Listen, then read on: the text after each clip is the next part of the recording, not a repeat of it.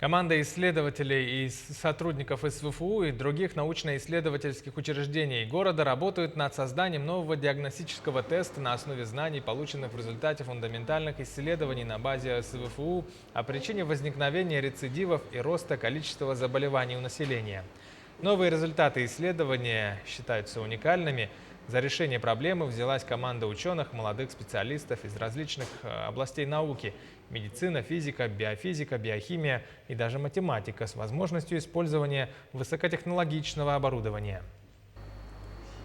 Мы просто взяли и без покрытия, как говорится, положили этот образец в электронный микроскоп и увидели поверхность клеток без нанесения лишнего покрытия. Мы увидели определенные частицы, которые до нас никто не видел, потому что они были скрыты.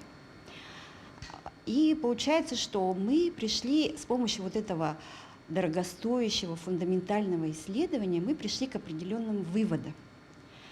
И эти выводы мы можем сейчас внедрить в практическую медицину.